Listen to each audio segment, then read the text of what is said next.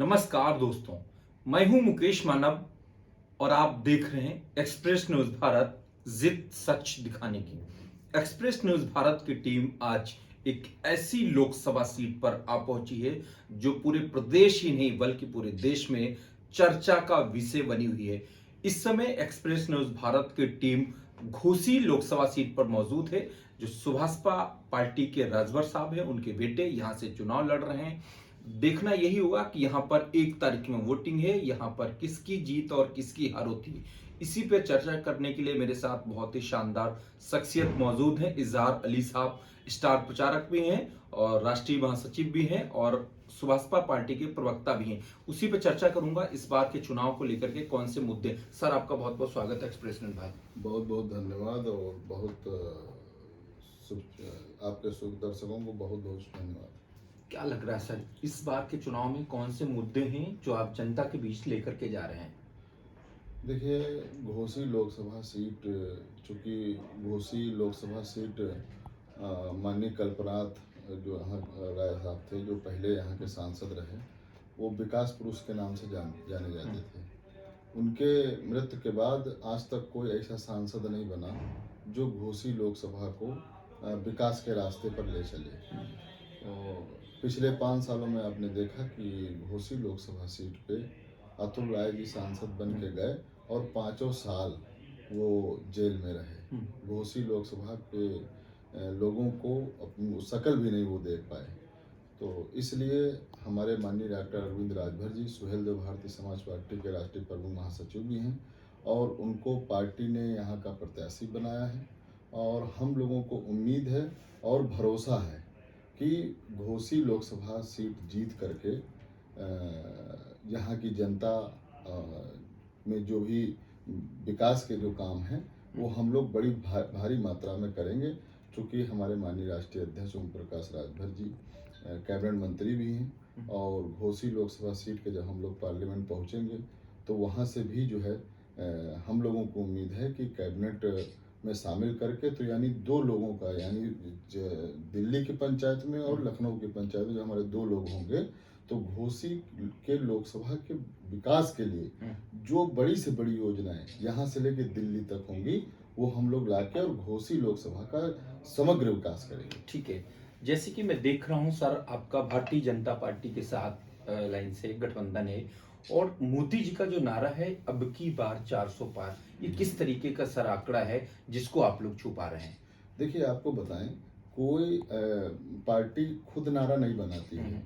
ये जनता की जो भावना होती है उस भावना की कद्र करते हुए या उस भावना के आधार पे नेता लोग नारा देते हैं। तो इस बार जनता का ये मन था कि अब की बार 400 पार, तो इसलिए माननीय प्रधानमंत्री जी ने इस नारे को दिया कि अब की बार 400 पार, और वो साकार होते हुए भी दिख रहा है। अच्छा, मैं सर जब देख रहा हूँ कई जगह जाता हूँ तो मैं इस बार देख रहा हूँ जो मुस्लिम वोटर है, आप भी उसी समुदाय से बिलोंग करते हैं, क्या लग रहा है वो भाजपा को कितना लाइक करता है? और मैं देख रहा हूँ कि मुस्लिम वोटर इस बार बिखरा बिखरा नजर आ रहा है।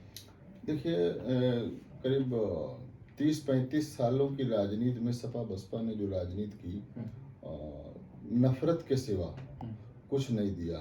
लेकिन माननीय प्रधानमंत्री जी जब 2014 में आए, उसके बाद जो योजनाएं बनी तो उन योजनाओं में कोई भेदभाव नहीं किया गया। कोई भी योजना बनी वो सर्व समाज के लिए और सबके लिए बनी, 140 करोड़ देशवासियों के लिए बनी। तो आदमी जिस गरीब के सर पे छत नहीं थी, जो छप्परों में झोपड़ियों में रहते थे, आज वो पक्की छत के नीचे रह रहे हैं। उनको योजनाएं सरकार की पहुंच रही हैं। जिसे राजीव गांधी जी कहा करते थे कि हम यहाँ से 1 रुपये भेजते हैं और जनता तक 20 पैसे पहुँचता है। लेकिन आज ये हम कह सकते हैं कि अगर 1 रुपया केंद्र से भेजा जाता है तो डायरेक्ट लाभार्थी के खाते में जाता है। तो इन सब योजनाओं का लाभ मिला और जनता ने फिर आकलन किया कि नहीं, हमको जो सीधे लाभ दे रहा है, जो लाभार्थी, जो हम लोगों की सोच है, मानिए हमारे राष्ट्रीय अध्यक्ष ओम प्रकाश राजभर जी की, चाहे प्रधानमंत्री जी की, चाहे मुख्यमंत्री जी की, कि जो समाज में अंतिम पायदान पे व्यक्ति बैठा है उसके थाली में भोजन की व्यवस्था, उसके छत की व्यवस्था और उसके रोजगार की व्यवस्था, इसकी चिंता माननीय प्रधानमंत्री जी ने की है, माननीय राष्ट्रीय अध्यक्ष ओम प्रकाश राजभर जी ने की है, माननीय मुख्यमंत्री जी ने की है। इसी सब चीज़ों को देखते हुए मुस्लिम भी जागरूक हुआ और जागरूक होके काफ़ी भारी मात्रा में हमारे साथ में है। अब चूंकि माननीय प्रधानमंत्री जी ने अल्पसंख्यक कल्याण की, मुस्लिम वक्फ बोर्ड की, हज की जिम्मेदारी दी है और हम लोग ये कोशिश कर रहे हैं कि हम ऐसी मिसाल पेश करें, ऐसा नज़ीर हम पेश करें आगे आने वाले समय में कि लोग कहें, अल्पसंख्यक समाज के लोग, कि अल्पसंख्यक मंत्री हो तो ओम प्रकाश राजभर जैसा हो। ऐसी हम लोग कोशिश कर रहे हैं कि हम क्या बेहतर कर सकते हैं। चूंकि प्रधानमंत्री जी ने, मुख्यमंत्री जी ने भरोसा जताया है तो हम उस भरोसे पे खरा उतरे। ठीक है, एक और सवाल है इस वक्त, सबसे बड़ा जो सवाल निकल के आ रहा है वो है कि अयोध्या में राम मंदिर का भव्य निर्माण हुआ, उसके बाद क्या लग रहा है जनता का किस तरीके का मूड, आप भी जा रहे होंगे फील्ड में, वोट भी मांग रहे होंगे लोगों से, तो किस तरीके की लोगों के दिमाग में बातें हैं, क्या इस बार भाजपा को इसका राम मंदिर का पूरा फायदा होगा? देखिए, मंदिर हो या मस्जिद हो, ये आस्था का विषय होता है। जनता अब ऊपर उठ करके अपनी जो उसकी, हमने आपसे बताया ना कि गरीब को छत मिला, उसको राशन मिला और महिलाओं को आरक्षण मिला, तो मंदिर, मस्जिद, गुरुद्वारा, चर्च ये आस्था का विषय है। उससे ऊपर उठ करके देश, राष्ट्र हित में, देश हित में, देश का कैसे निर्माण हो, उससे ऊपर उठ करके जनता वोट कर रही है और हमको पूरा भरोसा और विश्वास है कि देश के प्रधानमंत्री तीसरी बार शपथ लेंगे और पूर्ण बहुमत की सरकार बनेगी। मोदी जी ने कहा है कि ये दो लड़कों की जोड़ी अखिलेश और राहुल के लिए बहुत कटाक्ष किया है कि जब इससे पहले इन्होंने गठबंधन किया था फिर ये जोड़ी विफल हुई थी, क्या लग रहा है इस बार कुछ कमाल कर पाएगी? राहुल गांधी रायबरेली से चुनाव लड़ रहे हैं, अखिलेश यादव कन्नौज से चुनाव लड़ रहे हैं, पूरब से लेकर के पश्चिम तक पूरी ताकत इंडिया गठबंधन ने झोंक दी है, क्या लग रहा है इसकी? देखिए, राहुल जी की बात जो आपने की, राहुल जी को कांग्रेस 11 बार लॉन्च कर चुकी है, रीलॉन्चिंग उनकी कई बार हो चुकी है और अखिलेश जी 14 हारे, 17 हारे, 19 हारे, 22 हारे और 24 हारने के लिए अपने पथ पर अग्रसर हैं। तो वो बार बार कोशिश करते रहते हैं। अब चूंकि भाई राजनीतिक दल हैं वो, और उनको लोकतंत्र में उनको हक है अपना पक्ष रखने का और चुनाव लड़ने का, तो वो ऐसे करते रहते हैं। देखिए, लोकतंत्र में जनता सर्वोपर होती है और जनता किसको आगे बढ़ाएगी, किस पे भरोसा करेगी, विश्वास करेगी, ये हमको लगता है जनता पे ही छोड़ना चाहिए। और जनता पे विश्वास करके जो जनता के काम करेगा, जो जनता की बात करेगा, जो गरीबों की बात करेगा, वही देश पे राज करेगा। ठीक है, क्या लग रहा है सर उत्तर प्रदेश में कितनी सीट आ रही है और पूरे देश में? देखिए, उत्तर प्रदेश की 80 की 80 सीट एनडीए गठबंधन जीतेगा, इसमें किसी को कोई शंका होनी नहीं चाहिए। ठीक है। और जो मोदी जी ने 400 पार का नारा दिया है, वो जनता के का मत देखते हुए उन्होंने दिया है। और जैसा कि सामने आंकड़े आ भी रहे हैं कि 310 की आंकड़ा पार कर चुके हैं और अभी 2 चरण के चुनाव, एक आज था 6वां चरण और 7 चरण पार हो, मतलब चुनाव होते होते हम लोग 400 का आंकड़ा पार कर लेंगे। एक और आखिरी सवाल है, घोसी लोकसभा सीट की मैं बात करूं, यहाँ पर जो समाजवादी पार्टी के जो प्रत्याशी हैं बहुत मजबूत प्रत्याशी बताए जा रहे हैं, यहाँ पर किस तरीके की लड़ाई है, क्या लग रहा है आपको, कितनी कांटे की टक्कर है? देखिए, समाजवादी पार्टी के जो प्रत्याशी हैं, मैं तो आपसे यही कहना चाहूँगा कि हम लोग जिसे व्यक्तिगत हमले होने के बजाय हम लोग इस पे बात करें कि घोसी के लोगों को जो उनकी बुनियादी ज़रूरतें हैं उस पे चर्चा हो, इनके विकास की चर्चा हो, कैसे यहाँ अस्पताल बने, कैसे रोजगार के अवसर पैदा हों। अगर घोसी की जनता की बात करेंगे तो घोसी की जनता इसको सराखों पे रखेगी। व्यक्तिगत टिप्पणी छोड़ के हम लगातार देख रहे हैं कि राजीव राय जी जो समाजवादी पार्टी के प्रत्याशी हैं, लगातार हमारे राष्ट्रीय अध्यक्ष जी पर, हमारे जो प्रत्याशी हैं डॉक्टर अरविंद राजभर जी पर लगातार कटाक्ष करते रहते हैं।